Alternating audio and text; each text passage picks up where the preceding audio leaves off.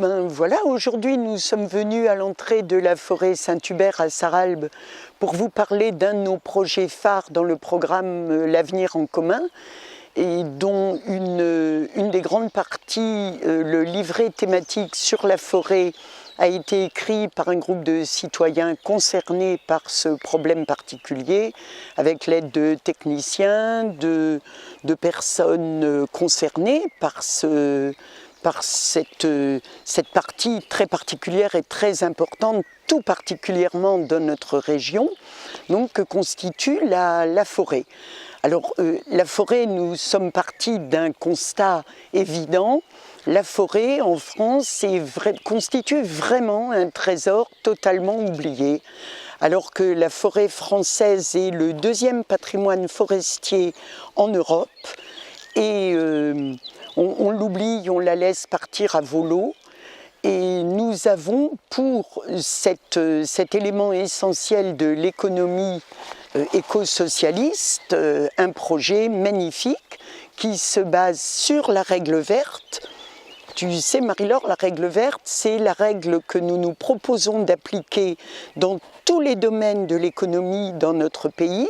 C'est une règle qui consiste à ne pas prélever à la nature dans un certain laps de temps, on va dire 1 an par exemple, plus que la nature ne peut reconstituer dans le même laps de temps.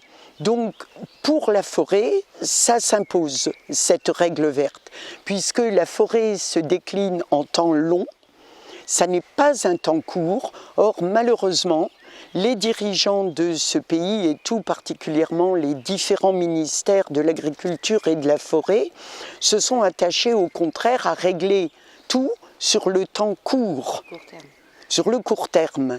Et ça ne peut pas convenir à des êtres vivants comme les arbres qu'on voit là autour, qui mettent des dizaines, voire des centaines d'années à se développer et à produire la matière dont on va avoir besoin pour fabriquer nos meubles, pour se chauffer, etc. Voilà, alors ça c'est notre projet, respecter la forêt dans son temps long, respecter l'arbre, également respecter la biodiversité, parce que la forêt est un milieu très riche. Il y a rarement un milieu aussi riche dans la nature que le milieu forestier, par les végétaux bien sûr, mais surtout par toute la faune, les animaux qui s'y développent. D'accord. Et est-ce que tu pourrais nous sortir 3 propositions phares sur notre région et sur notre programme? Voilà, alors des propositions, eh bien, on en a une foultitude bien sûr. Le grand titre, la tête de chapitre, ce serait de parler de planification forestière. C'est-à-dire de s'arranger pour que on ne fasse pas n'importe quoi, n'importe comment et n'importe où avec ce patrimoine fabuleux qu'est la forêt. Donc 3 thèmes essentiels, ce dont on vient de parler, c'est-à-dire respecter l'écosystème, respecter le temps long qui régit la vie de ce milieu, ensuite relocaliser l'activité forestière, ce qui manque terriblement dans notre région. À Sarralbe, par exemple, il y avait des menuiseries, des scieries, autant qu'on en voulait, il n'y en a plus. Et c'est vraiment dommage parce que la ressource existe et on est obligé, il faut le constater. On est maintenant dans une mondialisation, y compris de la forêt. Il n'y a rien de plus local qu'un arbre ou une forêt. Or, les grumes sont coupées ici, elles sont emportées en Chine et elles nous reviennent de Chine en ayant subi 8 fois la culbute au niveau financier, 8 fois, et elles sont réimportées depuis la Chine sous forme d'étagères, de petits meubles, etc. Et ça, c'est tout de même une catastrophe écologique et humaine, puisqu'il y a des emplois qui sont détruits et qu'on n'arrivera que difficilement à relocaliser, mais nous nous y attacherons. Et puis il y a surtout le coût du transport, que ça se passe par train ou par camion. Alors le train, c'est encore un moindre mal, mais les dizaines et les centaines de camions qui transportent, ça fait effectivement des gaz à effet de serre qui sont rejetés dans l'atmosphère, et ça n'est pas acceptable. Et puis, la troisième chose, c'est redonner à l'État sa place centrale dans ses activités. La forêt est régie en France par un organisme fabuleux, l'ONF, qui est vraiment une merveille, qui devrait marcher très très bien. Et cet organisme, l'Office national des forêts, a été mis à mal par des suppressions de postes et surtout par un désir de productivisme complètement délirant, quand on parle d'êtres vivants, comme le sont les arbres. Alors, je n'oublie pas de parler des trois rôles, des trois fonctions essentielles de la forêt.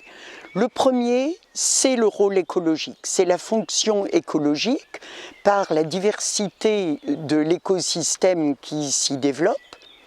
Le deuxième, c'est une fonction économique, parce que le bois, c'est de la richesse, et donc on peut en tirer effectivement une vraie richesse économique, comme on l'a dit tout à l'heure, en relocalisant l'activité et les emplois.